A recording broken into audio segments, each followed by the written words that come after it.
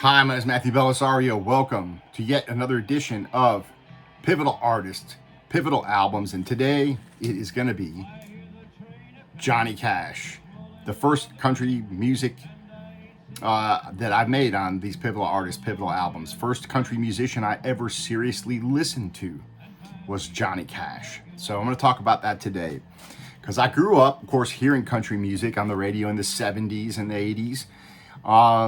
My stepdad liked Alabama, so we had a couple of those cassettes floating around. But I never really was interested in country music as a kid and even as a young adult. And part of that was because of the fake image and sappy lyrics that a lot of country music had that was on the radio. Of course, I did hear Johnny Cash here and there, but it didn't catch my attention until later. And when I was growing up, it was Garth Brooks, who I still can't stand to this day. Not as a human being, just as a musician. The music, I can't stand. All that, put a 10-gallon hat on, now I'm country type thing. I think what changed things for me with Johnny Cash was that authenticity, that genuine character of who he was, how he carried himself. And you saw that you heard that in his music, first of all. And then when I saw videos of him live and stuff like that, just the way he carried himself and his voice, the way it was so unique. I love people who have unique voices. One word, you know who it is when you hear it. And the delivery, how he sung, his phrasing was just so cool. And of course, a lot of that's because he started off kind of in that rockabilly type. The first recordings he did were at Sun Records in 1955. So a little bit of history here. When we talk about Johnny Cash, he went to Sun Records and eventually got Sam Phillips to record him, 1955, and he does Hey Porter, Cry, Cry, Cry. Not long after that, Folsom Prison Blues, and the famous I Walked the Line. So those become iconic classics, and those start very early in 55. That rockabilly swagger to these kind of country flavor, that would kick off his career. And a few years at Sun Records turned into almost a 30-year stint at Columbia Records. And between 55 and 2002, he would record 97 albums. So he's got a huge catalog. So I'm not even going to be able to touch the tip of the iceberg of his catalog today. But what I do want to share with you are the albums that are pivotal, the ones that caught my attention, and those recordings that were really important to me and got me into country music, got me to go seek out these other genuine country and Western artists like Patsy Cline, for example, that were genuine. They came across their character and everything else, the way they carried themselves and their music, their delivery, that was much different than what you would hear with that pop country stuff, crap that was on the radio and that I still to this day can't stand. No offense to anybody out there that likes it, but it's just not my thing. So anyway, 1968, this comes out. This is the first album that I got that I can remember. I got it on CD and started listening to it, and I loved it. I used to listen to it all the time. Great songs like Folsom Prison Blues, Dark as a Dungeon, I Still Miss Someone, Cocaine Blues, 25 Minutes Ago, Orange Blossom Special. I mean, you've got so many great tunes on here. The Long Black Veil, I Got Stripes. This is a fantastic record, and it's in your face, which is what I like about Johnny Cash, is just he did what he wanted to do. He said what he wanted to say, and he came across as being very authentic, and that's what really caught my attention with him. And, I love this album so much that when those box sets came out, I even went out and got the box sets because they had all the extra recordings and everything on them. So this was this was a pivotal record for me for sure. And then Live at San Quentin would be a 69 release. I love this as well. And we'll get the box set on this one when it came out too. So this was, I love this as well. Some great tunes on here like Wreck of Old 97, I Walked the Line, Starkville County Jail, that great San Quentin, You've Been Living Hell to Me. Just great, The Boy Named Sue, Folsom Prison Blues. And again, when you look at him, there was just something about this guy. Maybe that was something that carried over that attitude or whatever it was that kind of was a rock attitude in a sense in country music, but it wasn't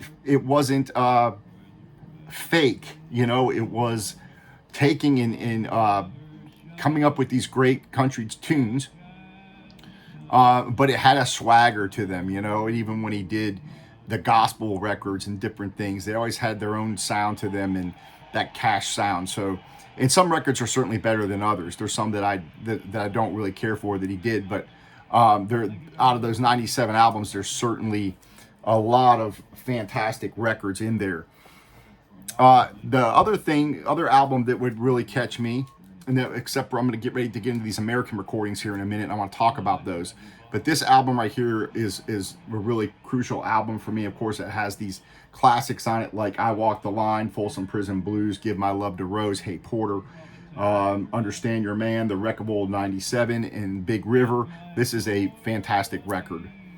Now we're going to talk about these American recordings, because these are important to me, because when I first got into Cash, it would be around the time that these were being released. So they'd be in my mid-20s, maybe 26. I think these started in 94. Rick Rubin gets with Johnny Cash and does these iconic recordings, which to this day stand as a very unique body of recording work by an artist that is getting near to the end.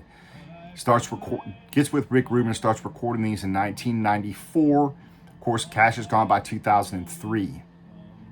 So less than 10 years they've got in these recordings, and of course more will come out posthumously. But these are absolutely fantastic. The first one, and this will probably maybe always my favorite, is this Unchained. This was a fantastic record, and what made these so unique was it was not only Cash going back and pulling from his catalog, but he was also going and pulling up other people's other artists' songs that were rock or pop musicians, like Tom Petty. He would record a couple of Tom Petty songs. He would record a Soundgarden song, a U2 song, and he would make iconic versions of these tunes, which I thought was very interesting. And of course, with his voice and the way he recorded these, they had a really unique and authentic sound to them.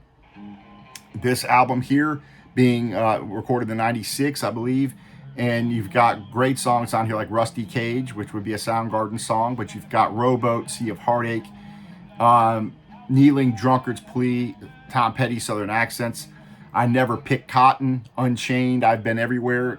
So these become very important records in his catalog, and that's why I went and picked up this box set of Johnny Cash, of all these American recordings, and a lot of great material in here. So there's a lot to dig into with Johnny Cash from his catalog. There's a lot of music and a lot of different types of music, and it makes it interesting because yes, he was a country artist, an authentic country artist, but between his own songwriting and the songs that he pulled from other people throughout the years, he really made a unique body of work. And again, whenever you hear him, you know it's him. That unique delivery, that in-your-face delivery, that unique voice, and just came across as a genuine dude, That's the thing that really changed things for me with country music, was that then I was like, oh wow, well, who is Johnny Cash into?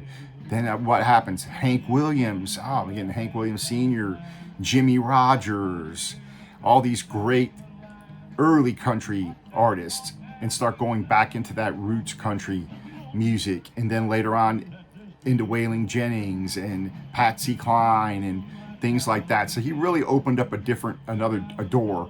Like Louis Armstrong opened that door for me with jazz music, Johnny Cash opened it for me with country music, and really made me be able to sit back and say, wow, country music can be cool. It's not all saccharine pop crap with some guy putting on a 10-gallon hat pretending he's country.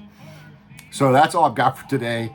I like doing these. I want to hear your feedback. Who got you into country music? And I'll have many more of these episodes coming, because there's a lot of artists that over the past week I've been thinking about that I need to do these pivotal artists, pivotal albums. So thanks for joining me, and we'll talk to you later. Take care.